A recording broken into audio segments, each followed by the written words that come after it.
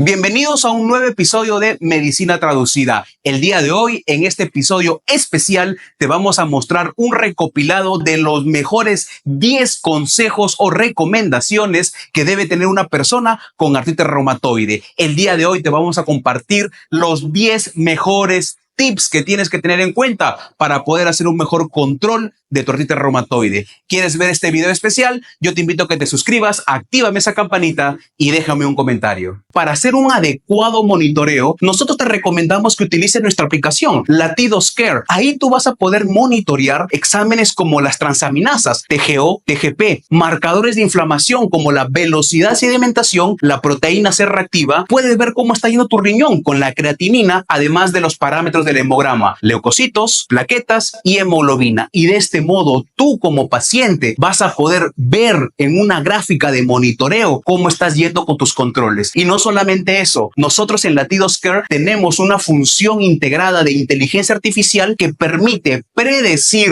si es que el paciente va a desarrollar o no complicaciones relacionadas a la enfermedad o a los medicamentos. Así que yo te invito a que visites nuestra aplicación latidoscare.com en Google y ahí vas a poder hacer uso de esta herramienta tan importante que te puede ayudar a prevenir complicaciones. ¿Cómo reducir los efectos secundarios del metotrexato? Tenemos que tener en cuenta 3 cosas principalmente. Primero, ¿cómo tomarlo? La vía de administración puede ser por vía oral o por vía subcutánea, es decir, en pastilla o en ampollita. Se sabe que cuando el paciente lo utiliza por vía subcutáneo, podemos reducir significativamente los efectos secundarios gastrointestinales, náuseas, vómitos, mareos, etcétera, etcétera. Hay que tener en cuenta que el metotrexato se debe utilizar una sola vez a la semana. Hay pacientes que por alguna razón utilizan diario o interdiario. Eso está mal. Eso aumenta la probabilidad de los efectos secundarios. Así que recuerda, vía de administración y la frecuencia de la dosis. Segundo, bien importante, el ácido fólico. Probablemente si tú estás utilizando metotrexato, deben estar dándote ácido fólico. El ácido fólico no te lo están dando como una vitamina, te lo dan como una suerte de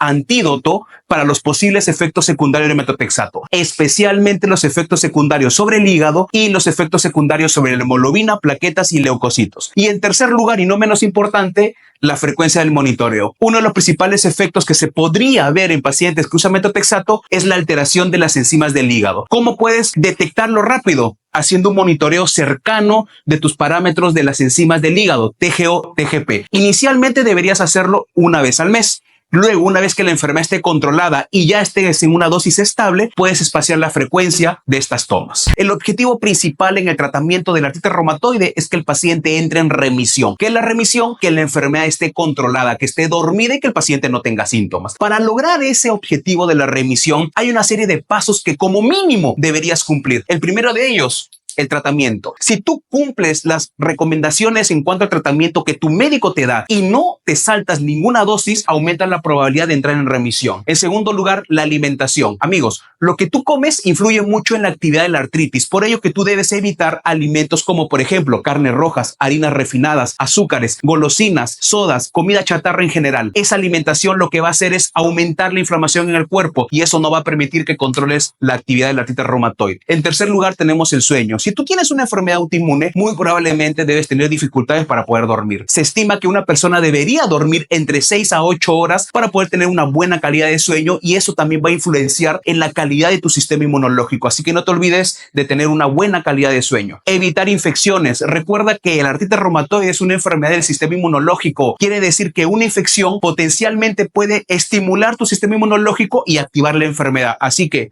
cuídate de las infecciones. Tienes que tener adecuados monitoreos y controles con tu médico tratante, porque de este modo van a poder hacer los ajustes necesarios para poder lograr la remisión. Si tu médico nunca te ve, ¿de qué manera pueden corregir el tratamiento? Si tú tienes deficiencia de vitamina D, de dedo, esto podría estar influenciando en que no logres controlar la artritis, porque de la deficiencia de vitamina D se asocia mucho a estados de inflamación. Así que sería bueno que tu médico te dose de vez en cuando vitamina D en sangre. Y finalmente, la actividad física. Hacer actividad física reduce la probabilidad de que tengas obesidad o sobrepeso. Esto junto con una buena alimentación, por supuesto. Los pacientes con artritis que tienen obesidad y sobrepeso tienen peores controles de la enfermedad. Entonces, Remisión. ¿Cuánto tiempo puede durar la enfermedad dormida? Depende estrictamente de ti. Si tú controlas todos estos factores, la probabilidad de que tu enfermedad se duerma y se mantenga dormida el mayor tiempo posible va a ser mucho más alta. Así que la remisión está en tus manos. Una de las preguntas que me hacen mis pacientes en la consulta y en las redes sociales: doctor, yo tengo artritis reumatoide, ¿puedo salir embarazada?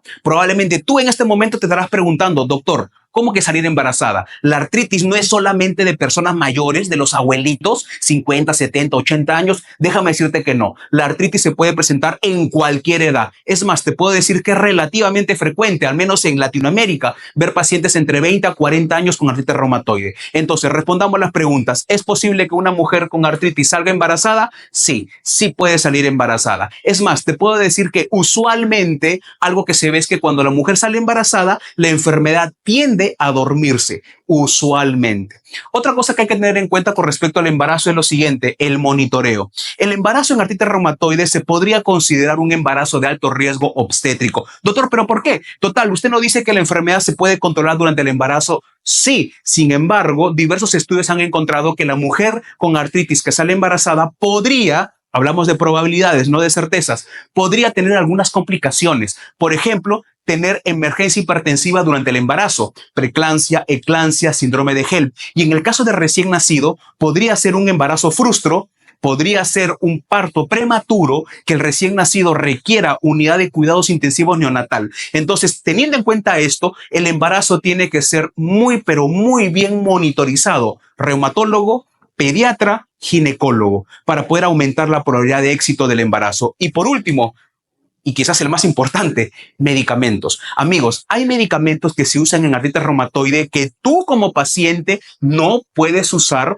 si estás pensando en salir embarazada en el corto plazo. Ten mucho cuidado. Por ejemplo, medicamentos como metrotexato, medicamentos como la leflunomida no se pueden usar durante el embarazo y tampoco durante la lactancia. Es más, se recomienda que el metrotexato, leflunomida tengan que haberse suspendido hasta 6 meses antes de empezar a intentar salir embarazada. Entonces, con esta información, más lo que tu médico te debe comentar en la consulta, vas a aumentar la probabilidad de tener un embarazo exitoso. Una de las preguntas más, pero más frecuentes que me hacen mis pacientes es: doctor, ¿cómo puedo saber o en qué consiste mi tratamiento? ¿Cómo puedo saber si estoy yendo bien o no? Bien, lo que tienes que tener en cuenta es lo siguiente. Existen 3 peldaños de tratamiento de la artritis reumatoide. Aquí en el peldaño número 1, es decir, con quienes todos comienzan cuando se les encuentra la enfermedad, la terapia convencional. En segundo lugar, tenemos la combinación. La terapia convencional la juntamos con otro medicamento, o sea, hablamos de 2 medicamentos, la terapia dual. Y si no tienes una buena respuesta al tratamiento, pasamos a la terapia biológica, que está en el tercer peldaño. Ahora, doctor, ¿qué tiene que ver esto con este dibujo? Lo que pasa es lo siguiente: ¿cuánto tiempo normalmente y en situaciones ideales, convencionales, tenemos para poder dormir la artritis reumatoide? 6 meses. Ese es el tiempo que usualmente nosotros tenemos para poder dormir la enfermedad. Sin embargo, no vamos a esperar 6 meses para hacerte los controles. Idealmente debemos hacerte controles de manera periódica, todos los meses. Y a partir del mes número 3, tenemos que evaluar cómo está yendo la artritis. Si tenemos una respuesta hasta el mes 3 de una disminución de al menos un 50% en la actividad de tu artritis, quiere decir que el tratamiento que te hemos dado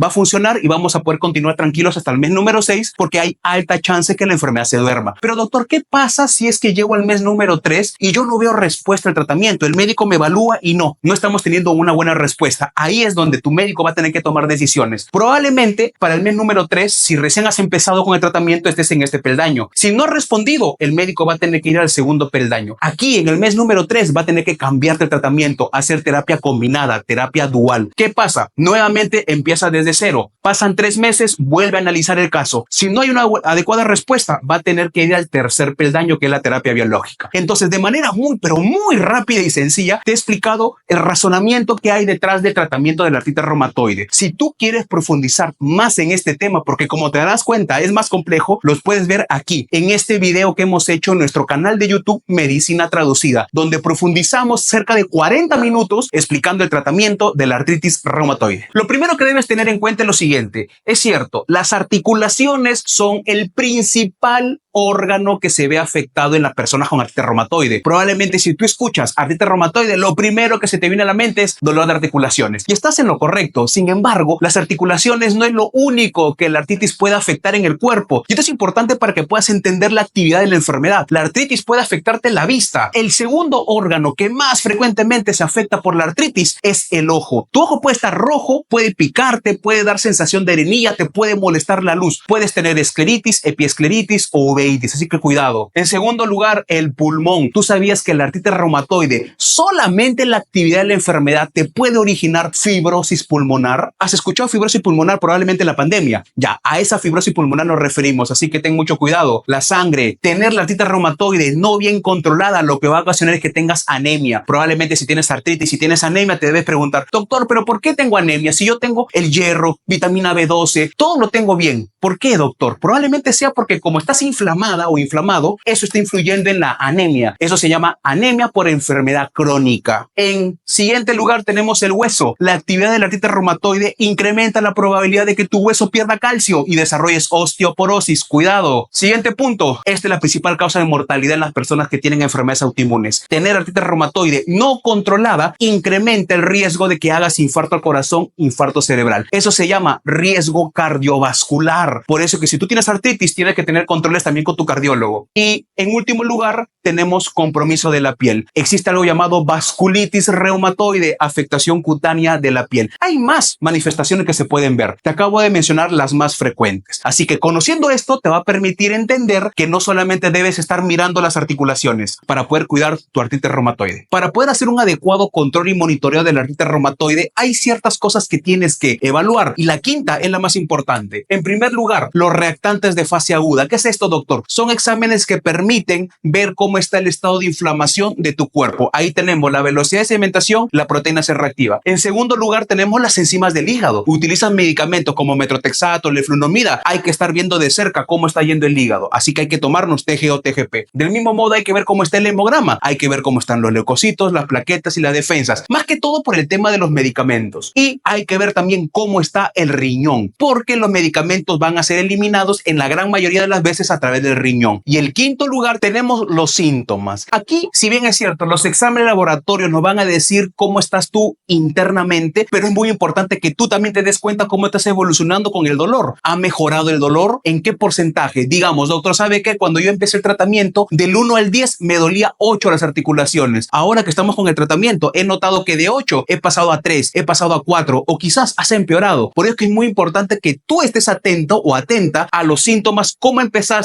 y cómo estás yendo. Si haces todo esto, vas a poder tener un mejor control de tu artritis reumatoide. Lo primero y lo más importante que debes tener en cuenta que sí existen alimentos o productos naturales que pueden ayudarte a que controles mejor tu artritis reumatoide. Pero lo primero que debes tener en cuenta es lo siguiente. El tratamiento farmacológico, es decir, los medicamentos que tu médico te da, van a servir para poder dormir la enfermedad, controlar la enfermedad, van a actuar a nivel inmunológico. Si tú no recibes este tratamiento, no vas a poder controlar la enfermedad a largo plazo. Entonces, lo primero que quiero que sepas es que esto no se trata de un versus. No es que o uso uno o uso el otro. No, acá hay que pensarlo en trabajar en conjunto. Lo que dicen los estudios es que utilizar ciertos alimentos o ciertas medicinas tradicionales junto con el tratamiento farmacológico ayuda a que sea mucho más eficiente el adecuado control de la artritis reumatoide. Entonces, ¿cuáles son estos alimentos o productos naturales que podrían ayudarte a tener un mejor control de tu artritis reumatoide? Tenemos, por ejemplo, la cúrcuma. Está demostrado que la cúrcuma junto con pimienta negra, es decir, piperina más curcumina, ayuda a controlar la inflamación. El omega 3 es una rica fuente de antioxidantes y antiinflamatorios que te van a ayudar a controlar mejor tu artritis reumatoide. Por ejemplo, ¿dónde encuentras el omega 3? Pescados, la palta, el aceite de oliva, entre otros. La vitamina D. Si tú tienes deficiencia de vitamina D, una de las primeras cosas que tienen que hacer es corregir esto, porque corrigiendo la deficiencia de vitamina D ayudas a controlar mejor la inflamación. Por otro lado, tenemos los probióticos. Se ha demostrado que el Lactobacillus casei, junto con el tratamiento para artritis reumatoide, ayuda a que sea más eficiente el mismo. Tenemos el jengibre. En algunos países como Perú lo conocemos como quión. También tiene un efecto antiinflamatorio,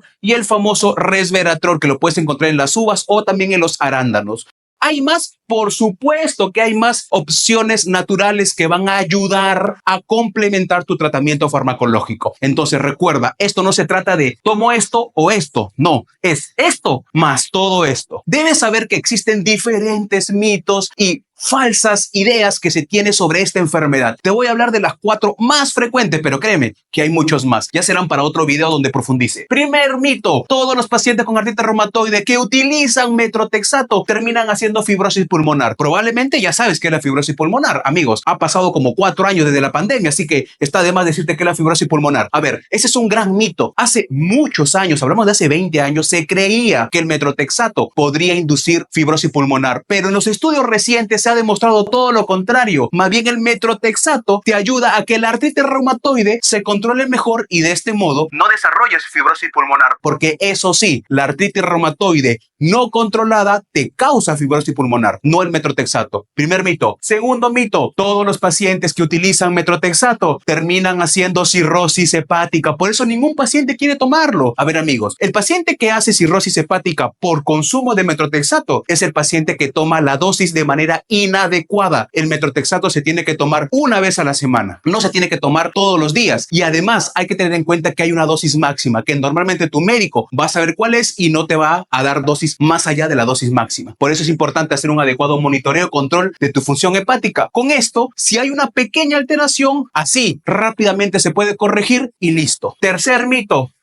todos los pacientes terminan teniendo deformidad articular. Bueno, en realidad no es todo un mito, por así decirlo, ¿eh? Porque si tú no recibes tratamiento o ignoras por completo los consejos que tu médico te da en cuanto a alimentación, cuidados y tratamiento farmacológico, sí, es muy probable que termines con deformidad. Pero el mito viene cuando dicen todas las personas con artritis reumatoide, así reciban tratamiento, van a terminar deformadas. Eso no es cierto. Finalmente, ¿siempre voy a tomar tratamiento? Este es otro de los mitos que los pacientes tienen. No necesariamente una persona con artritis reumatoide va a tomar tratamiento el resto de su vida. No. Si tiene un adecuado control y monitoreo, puede llegar el momento en el cual se le puede retirar los medicamentos de manera progresiva. Probablemente en algún momento habrás escuchado hablar sobre el factor reumatoideo y el examen llamado antipéptido cíclico citrulinado o anti-CCP. Primero, lo más importante, ¿estos exámenes sirven para el diagnóstico? Por supuesto que sirven para el diagnóstico. Es más, yo debería entender que si tú tienes artritis reumatoide, tu médico, además de estos exámenes, como mínimo debe haberte pedido al menos uno de los dos. Si son los dos, perfecto. Ahora, hay que tener en cuenta lo siguiente. El factor reumatoideo, hablemos primero de él, el valor normal es menos de 14. Cuando una persona tiene valores más altos, es positivo el factor reumatoideo. Pero hay que tener en cuenta, mientras más alto sea el valor, mayor probabilidad, ojo, estamos hablando de probabilidad, no certeza, mayor probabilidad de que el paciente pueda desarrollar mayor complicación por la artritis reumatoide o que la artritis reumatoide sea un poco más difícil de tratar. Lo mismo pasa con el antipéptido cíclico citrulinado o anti-CCP, que para algunos laboratorios el punto de corte es menos de 8. Si tú tienes más de 200, 300, 400 o 1000 de anti-CCP, eso nos está diciendo que tu artritis reumatoide probablemente sea un poco más difícil de tratar, que tengas mayor probabilidad, hasta un 20% de tener compromiso pulmonar, es decir, fibrosis pulmonar. Entonces probablemente te estarás preguntando, doctor, entonces el objetivo del tratamiento es que estos dos de acá bajen. A ver, lo primero y lo más importante, estos dos exámenes sirven para el diagnóstico, no sirven para el monitoreo. No es que te lo van a pedir todos los meses, cada 2 o 3 meses para ver cómo va evolucionando, porque estos exámenes francamente no tienen una alteración significativa en promedio en comparación con los otros exámenes que sí son para monitorear. Doctor, ¿y cuáles son esos exámenes que monitorean? Tenemos dos, tenemos el BCG, que es la velocidad de cementación, y la PCR. Estos dos exámenes, proteína C reactiva y velocidad de cementación, son los exámenes que sí te tienen que pedir de manera regular, porque estos nos van a traducir el nivel o potencial grado de inflamación que estás teniendo por actividad de la artritis reumatoide. Entonces recuerda, factor reumatoideo anti-CCP es muy importante para el diagnóstico y también para el pronóstico. BCG y PCR son importantes para el monitoreo actual del paciente. Lo primero que debes tener en cuenta es que las personas que tienen artritis reumatoide van a la consulta con el reumatólogo porque tienen dolor de manos, muñecas, codos, hombros, rodillas, etc. Entonces para ello hay que darle tratamiento, una serie de medicamentos que le van a ayudar. Ahí tenemos una categoría muy especial, los inmunosupresores, medicamentos que van a ayudar a que la enfermedad se duerma y que de este modo el paciente no tenga dolor en el mediano y largo plazo. ¿Qué medicamentos? Por ejemplo, metrotexato, leflunomida, aciatoprina, ciclosporina, entre otros. Pero debes tener en cuenta lo siguiente, estos medicamentos inmunosupresores no hacen efecto de inmediato. No es que hoy tú te tomas la pastilla y mañana ya amaneces como nueva. No